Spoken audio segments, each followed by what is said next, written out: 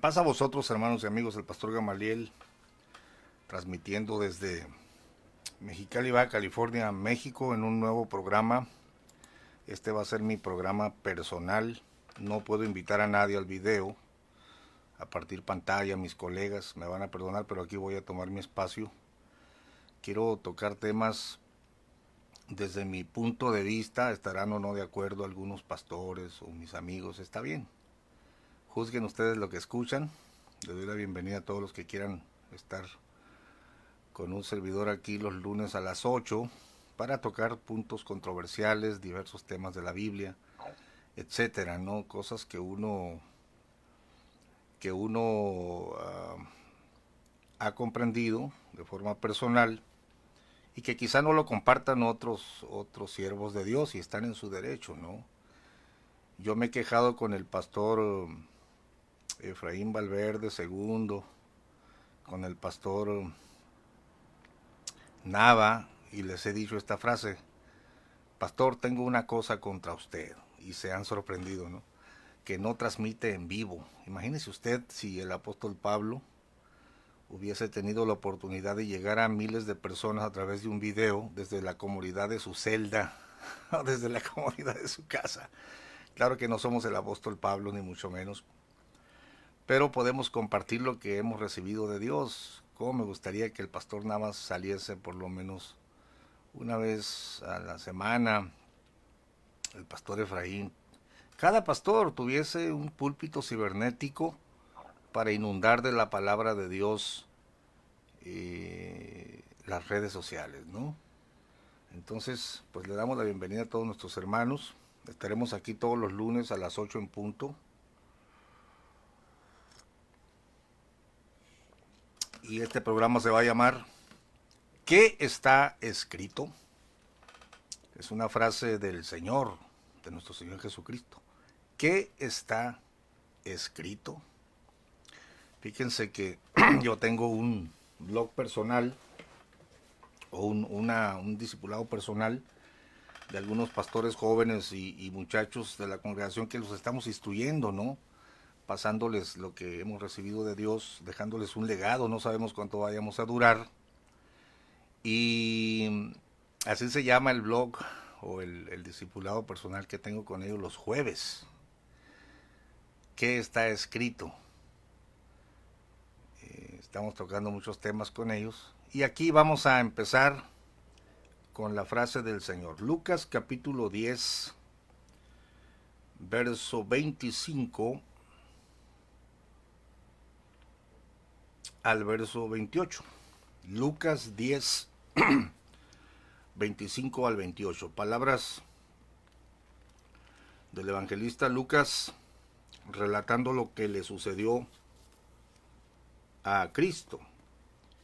Y he aquí, un doctor de la ley se levantó tentándole y diciendo: Maestro, ¿haciendo qué cosa poseeré la vida eterna? Y él le dijo: ¿qué está escrito en la ley? ¿Cómo lees? Y él respondiendo dijo: amarás al Señor tu Dios con todo tu corazón, y de toda tu alma, y de todas tus fuerzas, y de todo tu entendimiento, y a tu prójimo como a ti mismo. Y díjole: bien has respondido, haz esto y vivirás.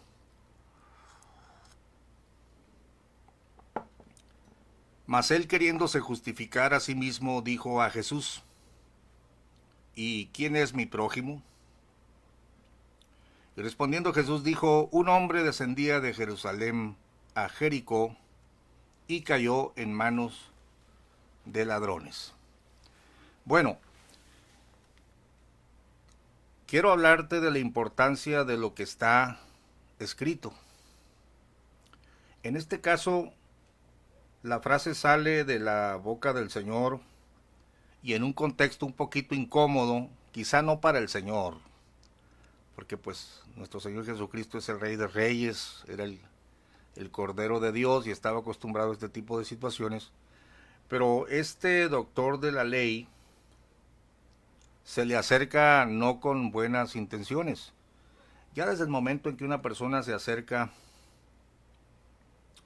a tocar un tema de la Biblia con un espíritu retador, ya no va a dar un buen resultado, porque hay un conflicto ahí de espíritus. El hombre no era honesto. El evangelista relata que se levantó para tentarle, ¿no? Era como dejarlo, tratar de dejar en vergüenza al Señor. Entonces hay que entender que la respuesta del Señor, una respuesta reiterativa, porque le dice, ¿qué está escrito en la ley? Y luego le dice, ¿cómo lees? He investigado en diferentes comentarios de la Biblia y algunos comentaristas dicen que cuando le contesta qué está escrito en la ley, eso es la importancia de lo que está escrito, de lo que lees en las escrituras. Y luego dicen que la frase cómo lees significa cómo lo entiendes. Bueno, yo no lo veo así. Yo veo que este doctor de la ley, pues él era el que manejaba la Torá, la ley, los profetas y los salmos. Recuerden que no estaba escrito, por supuesto, el Nuevo Testamento. Pues se estaban refiriendo a las escrituras a la división hebrea, ¿no? Entonces Jesucristo parecía ser un maestro nuevo que no había estudiado con ellos, pero que tenía un manejo impresionante de las Sagradas Escrituras. Insisto, nos estamos refiriendo a la Torá, a los profetas y a los escritos, o sea, la ley, los profetas y los salmos. Y Jesucristo ponía en práctica la palabra de Moisés y la explicaba mejor. Y dice otro comentarista, se admiraban de su doctrina porque les enseñaba como quien tiene autoridad y no como los escribas. Es decir, que había una anomalía, aunque los escribas, los doctores de la ley, los fariseos se habían sentado sobre la cátedra de Moisés, es decir, invocaban la autoridad de Moisés, pues tenían ciertos problemas espirituales, no la ponían en práctica, ordenaban a otros que llevaran cargas que ellos no querían mover con un dedo,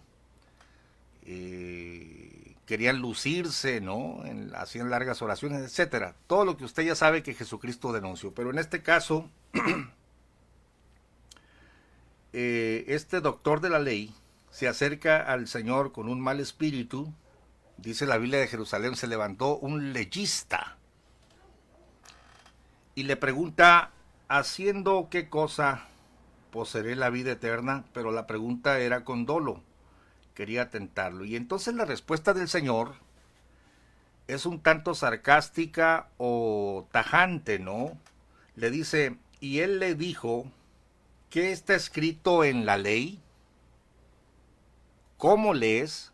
Fíjese que es reiterativa la respuesta. Y la respuesta del Señor, aunque no es grosera, pero sí es sarcástica. Es como decir, miren, si se hubiera acercado alguien del pueblo, un samaritano o alguien que no conociese a fondo la ley, maestro,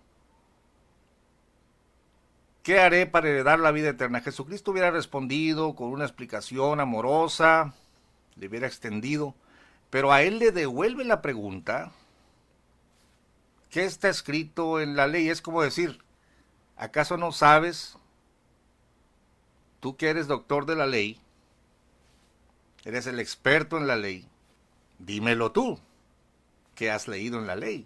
¿Qué está escrito? Entonces entendamos que la respuesta del Señor es como devolverle la pregunta a este hombre, como diciendo, no esté haciendo simulación conmigo, usted es el experto, ¿qué ha leído? Respóndame usted. Esa es la forma como el Señor le está respondiendo a este doctor de la ley. Entonces, no es qué está escrito y la segunda frase, ¿cómo lees?, signifique cómo lo entiendes.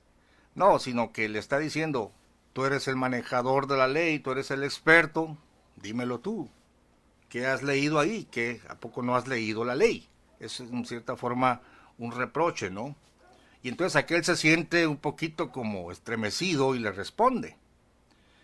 Y él respondiendo dijo, amarás al Señor tu Dios de todo tu corazón y de toda tu alma y de todas tus fuerzas y de todo tu entendimiento y a tu prójimo como a ti mismo.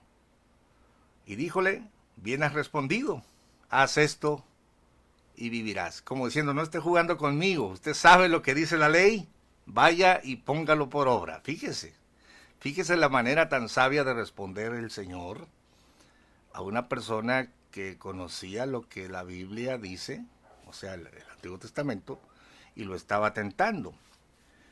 Sin embargo, aquel no se queda contento, ¿no? Porque lo avergonzó. Le respondió, le devolvió la pregunta. Entonces dice el escritor, el que presenció o que escuchó después el relato, mas él, queriéndose justificar a sí mismo, dijo a Jesús, ¿y quién es mi prójimo? Es decir, como Jesús le contesta bien, le contesta como se debe, le devuelve la pregunta, no se queda tranquilo. Y esto lo vemos hasta el día de hoy, hermanos y amigos, cuando alguien se te acerca y te dice algo, tú le contestas bien, pero no se queda quieto, porque el ego es grande, ¿no? No, pues me avergonzaron aquí, voy a ver, le voy a hacer otra, porque lo que este maestro quería es dejar en evidencia que Jesucristo no era un maestro instruido, que no conocía la ley como él, etcétera. Entonces el Señor, lejos de enojarse o lejos de ser reiterativo como somos nosotros, no te acabo de decir que lo que dice ahí, pues, no, empieza con paciencia a decirle.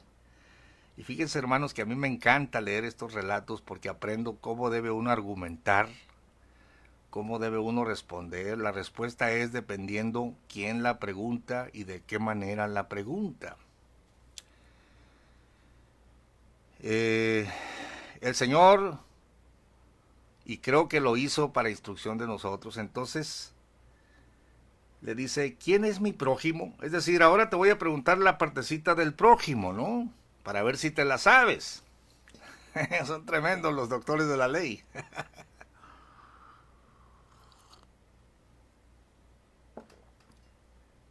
Y Jesucristo empieza el relato del buen samaritano, conocido mundialmente, tan maravilloso, hermanos, que no voy a hablar del buen samaritano en esta ocasión. Solamente estaba enfatizando de dónde sale la frase para el programa y la importancia de lo que está escrito. Entonces, en el verso 28, en el primer choque del argumento, el Señor le dice, bien has respondido, haz esto y vivirás. Se acabó. Se acabó. Vaya y cumpla lo que ya sabe, le está diciendo. No me esté tentando. Usted ya sabe la ley. Vaya y hágala. Pero aquel dice, bueno, no me quiero quedar con el argumento, no me quiero quedar con la avergonzada que me está dando el maestro. Entonces dime quién es mi prójimo. Y sigue el alegato, ¿no? El Señor empieza a decir del buen samaritano en el verso 36, ¿quién pues de estos tres te parece que fue el prójimo de aquel que cayó en manos de los ladrones? Porque al final de cuentas es lo que preguntó, ¿no? Y dice el maestro de la ley, y él le dijo, el que usó con él de misericordia. Entonces Jesús le dijo, ve y haz tú lo mismo. Volvemos al punto. Ya te había dicho que fueras y cumplieras el mandamiento. Y el Señor lo vuelve a dejar donde mismo. Ve y haz tú lo mismo. Bueno, empieza entonces la enseñanza. Hermanos, cuando yo era un joven, mi padre a mí me hizo cursar la teología sistemática de la iglesia metodista. Él era un pastor metodista. La vida y obra de Wesley y todo eso, ¿no? Los conceptos teológicos. Después mi padre ingresó a lo que era la iglesia bautista y me hizo cursar todos los estudios teológicos de la iglesia bautista. Pues él tenía todo en un gran librero, todos los cuadernos, las notas, y pues a mí al principio me molestó, ¿no? Aunque yo siempre he sido amante de la lectura, pero después me empecé a interesar en la teología, la omnisciencia de Dios, la unidad de las escrituras, desde lo elemental hasta lo más intrincado. Y me di cuenta que había diferencias en los planteamientos de la teología bautista con la metodista. Después mi padre, con el paso de los años, conoció el pentecostalismo y aprendimos otras cosas.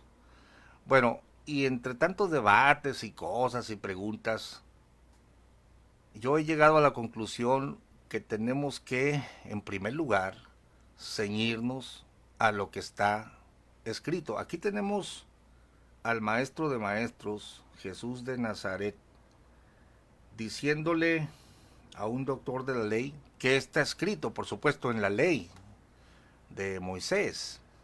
¿Qué lees? ¿Cómo lees? Es decir, ya te dije, era una respuesta un tanto como el reproche. Tú eres el maestro y no la has leído. No me estás haciendo preguntas, tú contéstame, tú sabes la ley. Pero aún sabiendo la ley, una cosa es saber lo que dice la ley y otra cosa es tener un espíritu equivocado. Por ejemplo, cuando le traen a aquella mujer, y otra vez es otra escena para tentarle, le trajeron, dice, entonces le trajeron una mujer tomada en el mismo acto de adulterio. Esa expresión está muy rara, hermanos, porque pues ahí literalmente te está diciendo que una tercera persona los encontró copulando sexualmente, tomada en el mismo acto. Y luego le dicen de una forma muy torpe, y en la ley de Moisés está escrito que las tales deben de ser apedreadas. Pero si tú escudriñas el pasaje de lo que estaba escrito en la ley, no dice que las tales deben de ser apedreadas, sino la mujer y el hombre.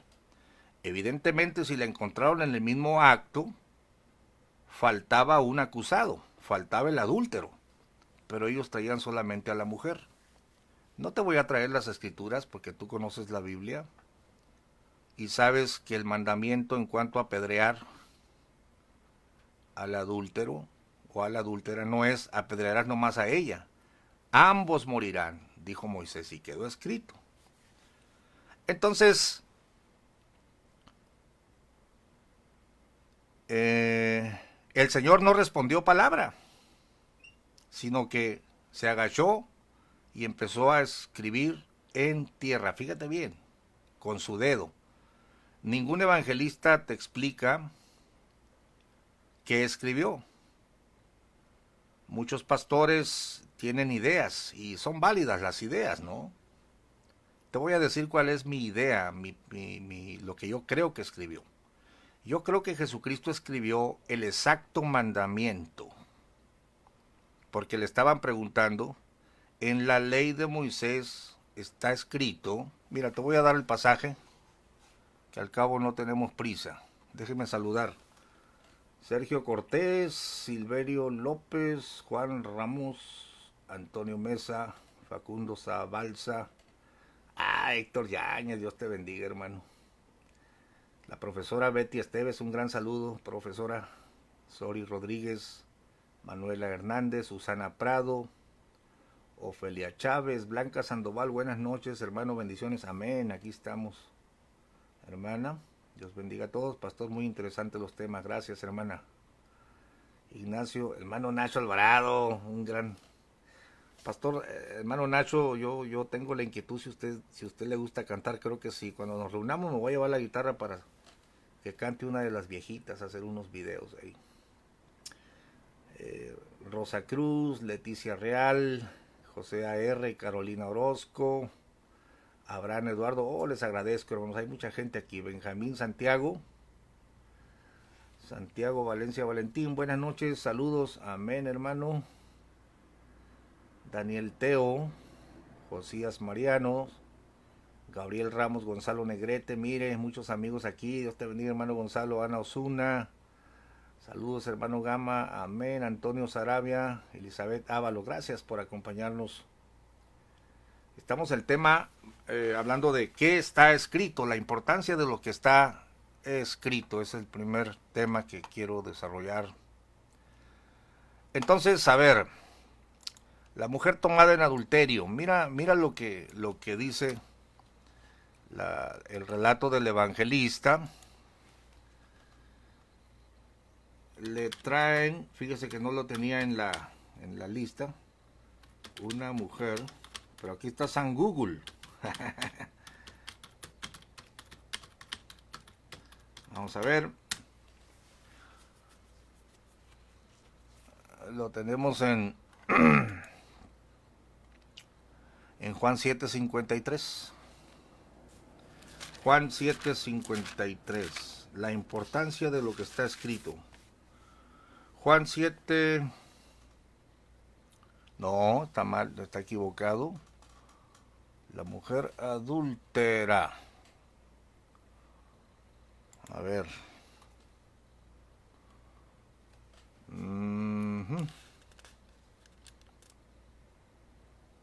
Mire, la primera vez que me falla San Google. Y no tengo tiempo de... Juan 8. Juan 8.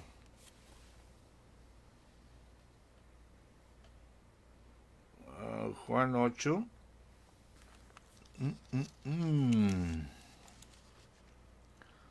A ver. Dice Juan capítulo 8, verso 3. Entonces los escribas y los fariseos le traen una mujer tomada en adulterio. Y poniéndole en medio, dícenle, maestro. Otra vez, escribas y fariseos, ¿no?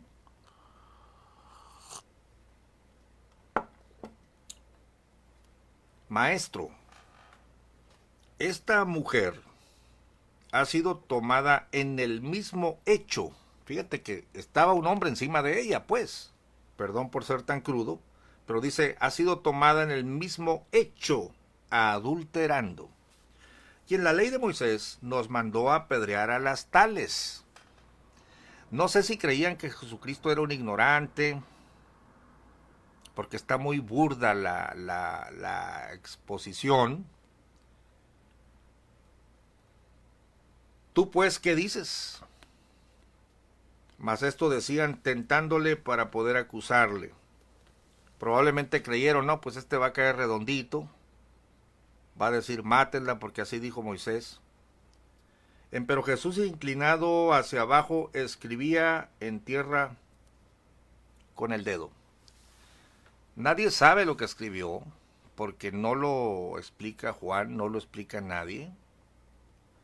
He oído pastores o predicadores que dicen, escribió cada uno de los pecados de ellos y cuando se asomaron se asustaron y por eso se retiraron. Bueno, son ideas muy válidas, pero yo creo que dentro del contexto Jesucristo se inclina y escribe el exacto mandamiento. Y el exacto mandamiento es, cuando un hombre fuere tomado en el adulterio, echado con una mujer, ambos morirán, los dos serán apedreados. Si tú quieres ir al mandamiento, chécalo. Eso es lo que está escrito. Pero ellos dicen, en la ley nos mandó a apedrear a las tales. No, Señor, falta el hombre. Entonces Jesucristo, yo en lo personal creo, que Jesucristo escribe el exacto mandamiento en la tierra. porque no tenía en ese momento dónde escribir. Verso 7. Y como perseverasen preguntándole, enderezóse y díjoles: el que de vosotros esté sin pecado, arroje contra ella la piedra el primero. Y volvióse a inclinar hacia abajo. Escribía en tierra.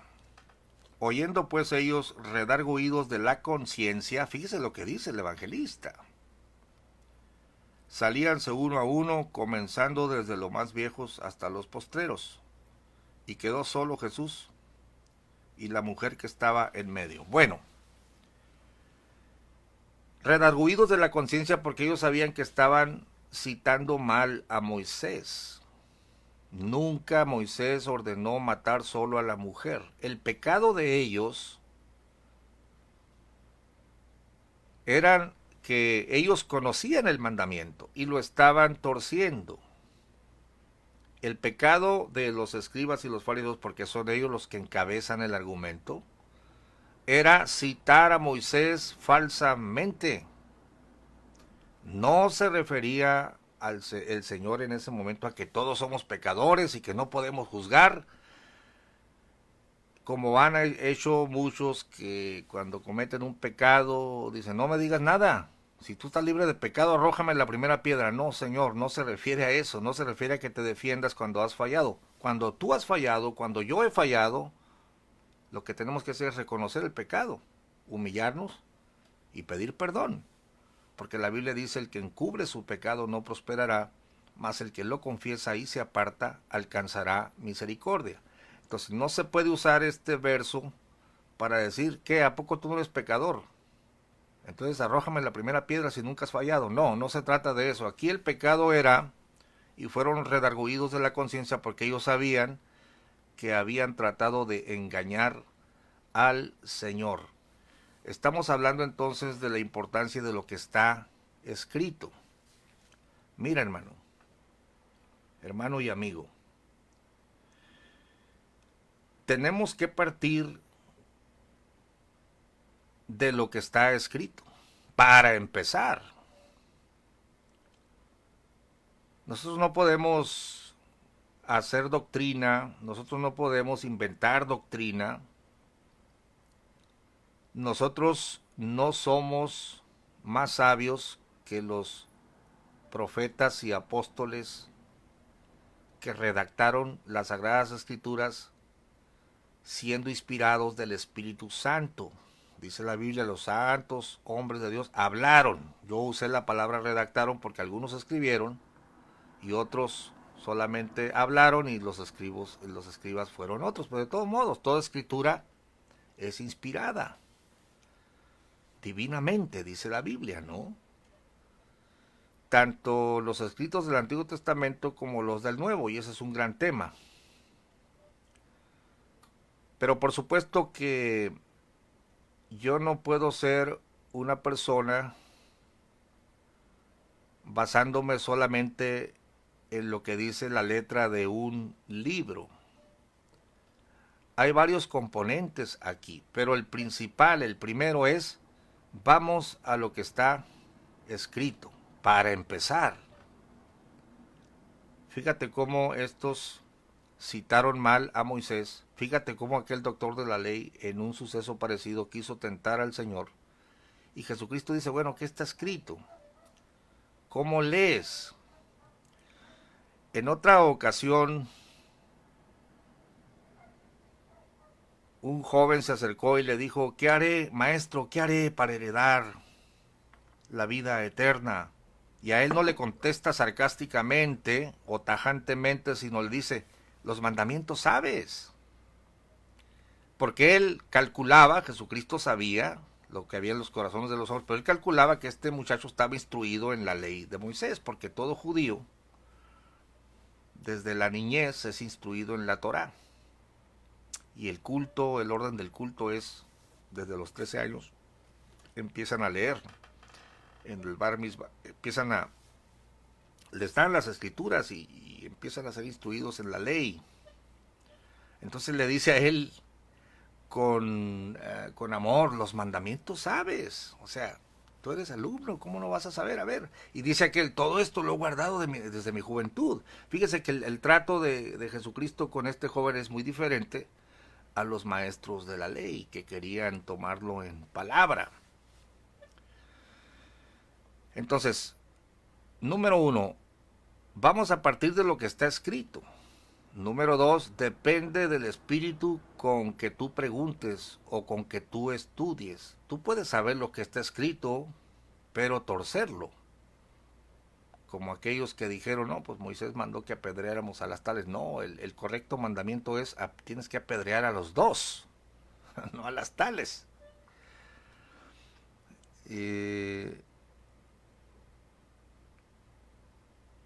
Nosotros tenemos que acercarnos a las escrituras con un corazón limpio, con un corazón abierto. Vamos a ver qué dice la Biblia. No tomar la Biblia para buscar un texto que se acomode a mi idea.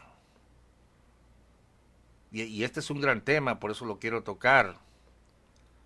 Y te mencionaba yo la teología bautista, la teología metodista, la teología pentecostal, que conozco bastante de todo eso. Y yo me daba cuenta que había doctrinas armadas, doctrinas que se arman de forma extrabíblica. Es decir, el concepto o la esencia de tal doctrina empezó en la mente de una persona, de algún maestro, y luego buscó textos que lo respaldaran. Tal doctrina no emana de lo que dijeron los apóstoles o los profetas, sino emana de forma exterior de un maestro contemporáneo, una idea que él tuvo, motivado por lo que quieras. Hay muchas doctrinas que han nacido así. Y después buscó escrituras, las acomodó a su forma de pensar y formó una doctrina. Yo me daba cuenta, yo le preguntaba a mi padre, oiga, papá, pero te voy a poner un ejemplo, ¿no?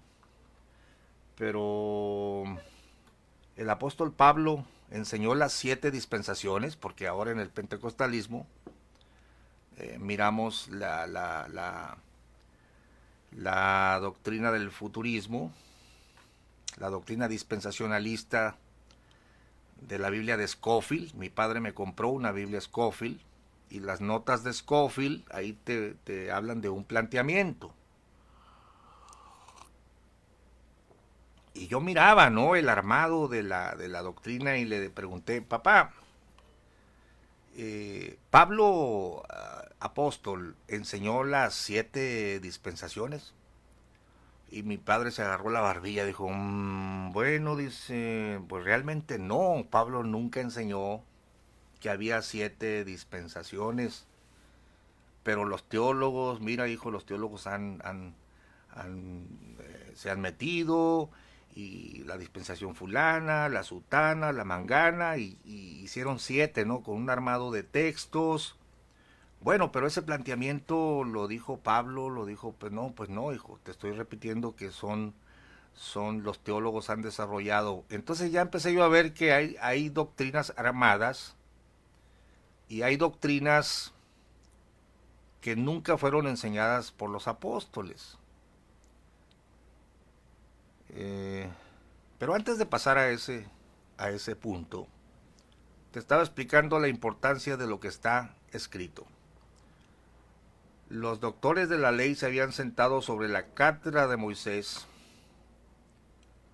y Jesucristo dijo, hagan como ellos dicen, pero no hagan conforme a sus obras. Pues de qué les servía saber lo que decía la ley, pero no hacerla. Por eso aquel fue reprendido, vaya y haga usted lo mismo. No, pero mi prójimo, bueno, te doy el relato, ya lo entendiste, sí, vaya y hágalo, eso es todo. Estamos hablando del que conoce las escrituras pero tiene hipocresía. En este otro lado vemos la maldad de los que conocen lo que enseñó Moisés, pero conscientemente lo torcían. Y fíjese, pobrecita la mujer, ¿no?, la autoridad que tenían los fariseos. Imagínate tú el pecado de haberla llevado, pues en las películas lo dramatizan, ¿no? La llevaban de las greñas así, arrastrándola, ¿no? Y la avientan así, bien dramático se ve. Y la chusma, ¿no? La gente con piedras en las manos. Maestro, esta mujer ha sido tomada en el mismo acto. Increíble, ¿no? Pues la mujer no estaba adulterando con el aire. ¿Dónde estaba el adúltero? Bueno, ya te expliqué. La violación del mandamiento y cuál era la constricción de la conciencia de lo que ellos habían hecho. Qué corazón para usar a una adúltera y dejar escapar al adúltero solo para tentar a Cristo. Pero fueron avergonzados. Entonces las escrituras se pueden usar para muchas cosas, hermano. Ahora bien, hay otro componente aquí. No basta solamente saber las escrituras y ser honesto y no torcer lo que dicen las escrituras. También hay que entender que las escrituras tienen una parte práctica. Es la que mencionó el Señor, aquel doctor que le tentó. Ve y haz tú lo mismo. ¿De qué me serviría a mí conocer las escrituras y no ponerlas por obra? Más condenación voy a acarrear a mi vida. Porque si comprendo algo y no lo pongo por obra, pues voy a ser un hablador sabio, ¿no? Sentado sobre la cátedra de Moisés, pero no quiero mover con un dedo lo que hablo. Y este es un gran error. Y ese tipo de maestros, ese tipo de amantes de las escrituras, terminan en el error. Porque las escrituras, la palabra de Dios, es para ponerse por obra. Mira, por ejemplo, en 2 Timoteo 3, a ver, ¿qué le dice Pablo a Timoteo? Vamos a hablar un poquito de la parte práctica de las escrituras. 2 Timoteo, ya les dije que no puedo invitar a nadie al video, porque quiero exponer de forma personal, pero pueden hacer alguna pregunta, algún comentario ahí, si gustan participar por escrito. 2 Timoteo capítulo 3, para hablar un poquito de la parte práctica. ¿Para qué quieres saber las escrituras o lo que dice la Biblia si no lo vas a querer poner por obra? Mire lo que dice la 2 Timoteo 3, el apóstol Pablo al pastor joven.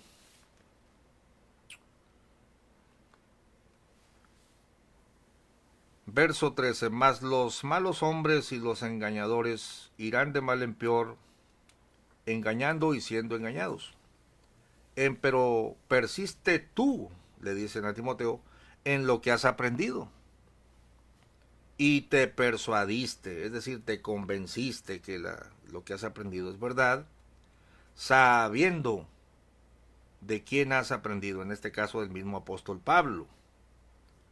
Fíjate cómo aquí hay otro componente, no solo el maestro que te enseña las escrituras, sino que si el maestro está viviendo lo que te enseña,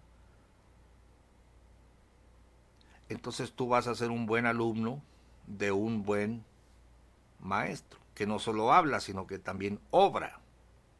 Por eso dice, persiste en lo que has aprendido y te persuadiste sabiendo de quién has aprendido. Has visto que yo no solamente hablo, no solamente enseño, sino que actúo.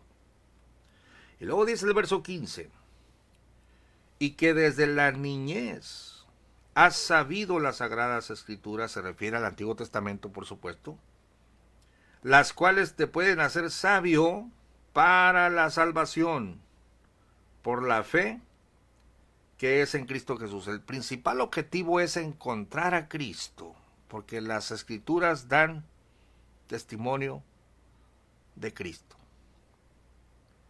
Y luego dice el verso 16, aparte de encontrar a Cristo, ser salvo por Cristo, toda escritura es inspirada divinamente y útil para enseñar, para redarguir, para que te sientas mal por el pecado, ¿no? Para corregir, para instituir en justicia, para aprender la justicia, para que el hombre de Dios sea perfecto, enteramente instruido para toda buena obra. Hay una parte práctica de las escrituras, hay una parte que si no ponemos por obra las escrituras, nos volvemos sabiondos, nos echamos a perder. A mí me llama mucho la atención cómo el Señor Jesucristo fue muy tierno, muy amoroso con la prostituta, con el pecador. Por ejemplo, el ladrón que le injuriaba en la cruz. Si tú eres el Cristo, sálvate a ti mismo. El Señor Jesucristo ni le contestó. No le contestó nada. Pero cuando el otro le dice, cálmate, tú y yo somos del barrio, tú y yo estamos aquí por malhechores, pero ningún mal hizo. Y luego le dice al Señor, este ladrón, Señor, acuérdate de mí cuando vengas en tu reino. Y luego salen las gloriosas palabras de Cristo, hermano. A ese hombre que ya estaba a punto de caer al abismo, a la condenación, le dice el Señor, le reitera, de cierto te digo que hoy estarás conmigo en el paraíso. Fíjate, hermano, solo por la actitud. Al otro ni le contestó el Señor. Entonces es muy importante la actitud que tengas. Y estaba hablando pues que no es solamente saber lo que está escrito, tienes que ponerlo por obra. Es como si tú no pones por obra la palabra de Dios, cuando la entiendes,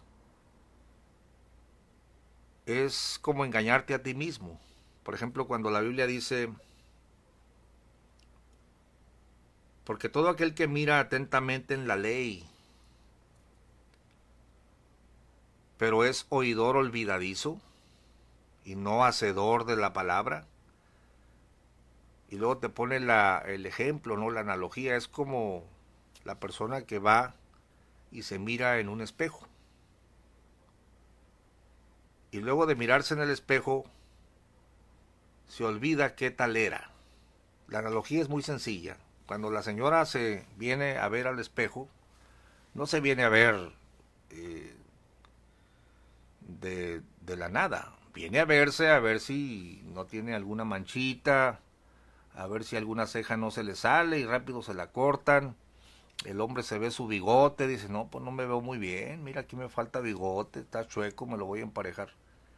Te ves en el espejo para mejorar, te ves en el espejo para cambiar, te ves en el espejo para darte un retoque.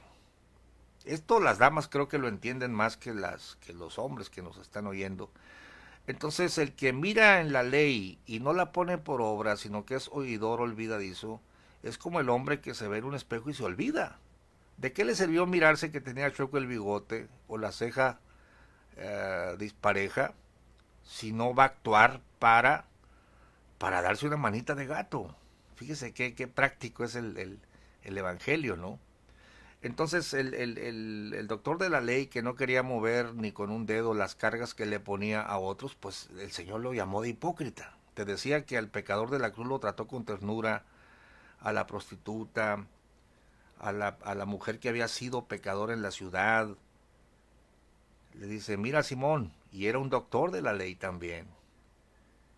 Yo vine a tu casa y no pusiste agua para mis pies, pero ella me está lavando los pies con sus lágrimas. Fíjate, qué tierno el Señor, pero al que sabe la ley y se la da de maestro y no la pone por obra, el Señor le dice, hipócrita. Terrible, hermano, terrible. Así que hay que tener mucho cuidado, ¿no? Hermano, la práctica de lo que se aprende es reflejo de la buena enseñanza. Sí, amén. Sí, porque la enseñanza no solamente es conceptual. Tienes que tener un maestro que esté poniendo por obra lo que te está enseñando. Si no lo haces así, no vas a avanzar. Entonces es muy importante lo que está escrito. Entonces termina diciendo el Señor aquí, la escritura te puede hacer sabio para la salvación que es en Cristo Jesús. Toda escritura es inspirada divinamente y es útil para enseñar, para redarguir, para corregir, para instruir en justicia.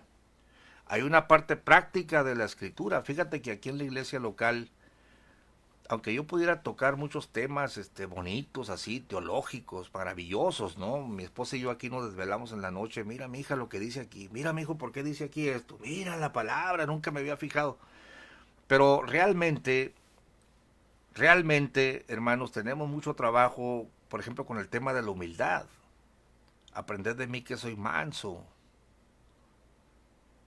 y humilde de corazón.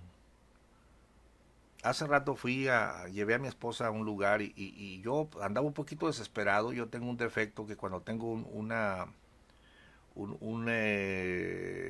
compromiso, me pongo nervioso, me pongo como dramático, ¿no? Y ándale, mira, y maltraté a mi mujer y me dijo, mi hijo, me maltrataste. Ay, mi hija, sí, te maltraté. Bueno, eso lo hago ahora a los 51 años de pedir perdón. Y también mi esposa, una mujer sabia, me dice ahora, mi hijo, me has maltratado.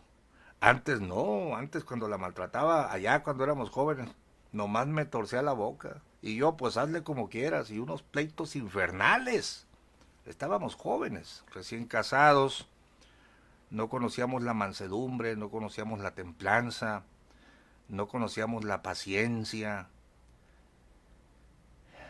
no sabíamos cómo hacer morir el viejo hombre, porque la escritura dice, haced morir al viejo hombre que está viciado conforme a los deseos de error. Y todavía estamos, hermanos, tratando de poner por obra la palabra de Dios. Entonces hay varios aspectos aquí, pero lo principal es no violar lo que está escrito. Entonces, primero, partamos de lo que está escrito. Segundo, ¿qué hacemos nosotros con lo que está escrito? ¿Cómo lo tomamos? ¿Cómo lo valoramos? ¿Lo vamos a guardar en el cerebro o lo vamos a poner por obra? Ya son dos aspectos, ¿no? Pero hay un tercer aspecto que ya lo mencioné ahorita aquí en la escritura de 2 de Timoteo. Y este aspecto es que toda la Biblia se escribió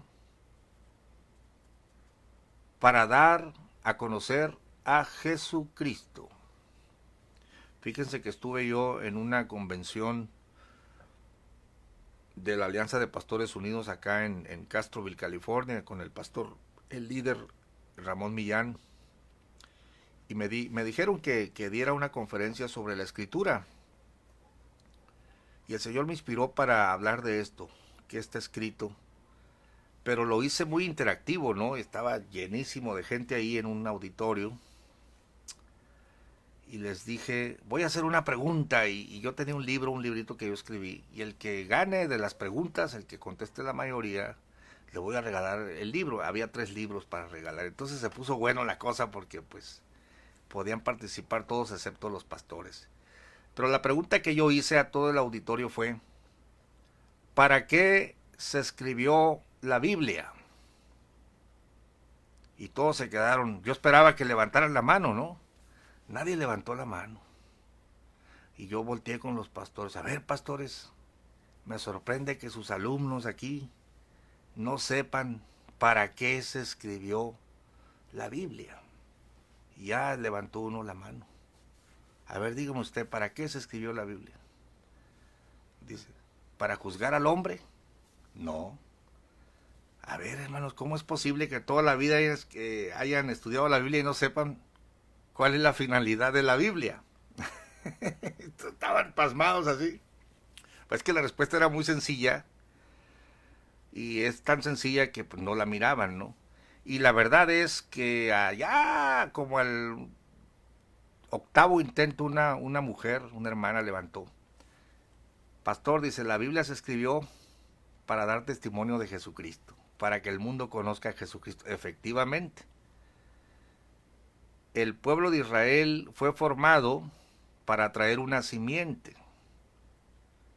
Y no dice simientes, dijo el apóstol, sino simiente. Y esa simiente es Cristo. Entonces Cristo a su debido tiempo vino, hecho súbdito a la ley, y aquel verbo fue hecho carne y habitó entre nosotros. Toda la Biblia se escribió para dar testimonio de Jesucristo, del Evangelio, su nacimiento, su vida, su muerte, su resurrección, su ascensión y su segunda venida. El mensaje de la Biblia es Cristo. Por eso dice, y que desde la niñez has sabido las sagradas escrituras, las cuales te pueden hacer sabio para la salvación por la fe que es en Cristo Jesús. La Biblia no se escribió para que estés discutiendo las 70 semanas de Daniel, aunque podemos entrar en el tema. La Biblia no se escribió para que nos demos unos agarrones si ya veníamos salvos desde la eternidad o nos vamos a salvar aquí. Si eres arminiano o si eres... ¿Para qué te meto los términos teológicos que ya conoces? No, hay una parte central, fundamental, y es conocer a Cristo, la salvación por gracia gratuita que hay en Cristo Jesús. Mira, se me va a acabar el tiempo, pero dice la Biblia, las palabras de Cristo, dice, en este texto tan conocido, Juan 5:39, vamos a Juan 5:39. Estas son palabras de Cristo, no a gente común, sino tienes que ver a quién le está diciendo. El Señor está argumentando con los judíos que no creían en Él y le argumentaban, ¿no? Y en esta argumentación yo tengo un mayor testimonio que Juan, porque el Padre que me envió ha dado testimonio de mí, y ustedes nunca han visto ni oído su voz, verso 37, ni han visto su parecer, ni tenéis su palabra permanente en vosotros, porque al que Él envió, a este vosotros no creéis. Por supuesto que el que Él envió es Cristo Jesús. No voy a usted decir que es Samuel o Nazón, el tema de actualidad, ¿no? Ahora el verso 39, tan conocido, escudriñen las escrituras. Fíjese que se le está diciendo a gente que no cree en Él. No vaya a creer que esta expresión es para los que creemos en Él. Claro que la podemos tomar, pero entiende pues el espíritu, el espíritu de la frase del Señor. Se lo está diciendo a gente que no cree en Él. Se lo está diciendo a gente que confiaba en la Torá escrita, pero que no recibían a Cristo porque no creían que Él era el cumplimiento de lo que hablaba la Torá. Escudriñen las escrituras porque a vosotros les parece que en ellas tenéis la vida eterna. Porque Moisés había dicho, el que guarde los mandamientos vivirá. Pero luego dice punto y coma, y ellas son las que dan testimonio de mí. Y ustedes no quieren venir a mí. Verso 40, y no queréis venir a mí para que tengáis vida. Mira, ya te dije, lo importante es partamos de lo que está escrito. Luego, ¿cómo tomas lo que está escrito? Después, ¿cuál es el mensaje central de lo que está escrito? Si no es Jesús, su salvación, su sangre derramada para la salvación de los hombres. Ese es el mensaje. Y finalmente, pero esto lo voy a ver en otro aunque te lo voy a decir ahorita, hay otro aspecto de las Escrituras y es el movimiento del Espíritu Santo confirmando lo que leemos aquí, porque yo no puedo traer una Biblia bajo el brazo, tengo que ponerla por obra. Pero escucha, no puedo tomar los preceptos de la Biblia y quedarme sin Cristo, porque todas las Escrituras se escribieron para que yo tenga a Cristo en mi vida. Pero también, ahora como obrero, como predicador, el Señor confirma su palabra, confirma lo que está escrito con el movimiento poderoso del Espíritu Santo en mi vida. Si yo te digo a ti que Jesucristo murió al tercer día y resucitó, desde el momento en que te digo que resucitó, ya estoy comprometido para hablar de que tengo un Dios vivo, que puede actuar hoy, que puede sanar, que puede liberar, que puede transformar a la persona. Si no está el poder de Dios, entonces esto es una historia, este es un cuento. Podrá ser muy moral, no matarás, no robarás, muy bien. Pero en primer lugar, si no tienes a Cristo, y en segundo lugar, si no tienes el poder del Espíritu Santo, entonces no tienes el respaldo, la confirmación del autor del libro. Por eso la Biblia tiene profecía hacia adelante y por eso el Evangelio no son palabras, el Evangelio es poder de Dios para todo aquel que cree, al judío primeramente y después al griego o a cualquier gentil. En pocas palabras, el poder de Dios o el testimonio de Dios sobre las Escrituras es importante, porque si no está el poder de Dios confirmando la Escritura, entonces estamos en una religión, estamos en una filosofía. Pero esto lo voy a demostrar con otras escrituras y claro que si la Biblia habla que el Señor venció a la muerte y nos dio autoridad sobre espíritus malos y para orar por los enfermos, claro que lo hemos visto y lo seguimos viendo y es parte fundamental del Evangelio. El Evangelio no son palabras, el Evangelio es poder de Dios para salvación y esa palabra salvación incluye liberación, sanidad, pero esto lo vamos a ver en el siguiente lunes. Les agradezco mucho estar acompañándome aquí, sé que también son amantes de las Escrituras y fue un gusto, hermanos, ya consumimos una hora, aquí estaremos los lunes a las 8 en punto, les prometo buscar una música más agradable, ¿no? Porque pues esta es pues que no tenga, tengo que hacer una música que no tenga derechos, pues porque luego no me quieren, me sancionan los videos, ¿no? Y esta está libre, aunque está un poquito, es como una trompeta bien curiosa.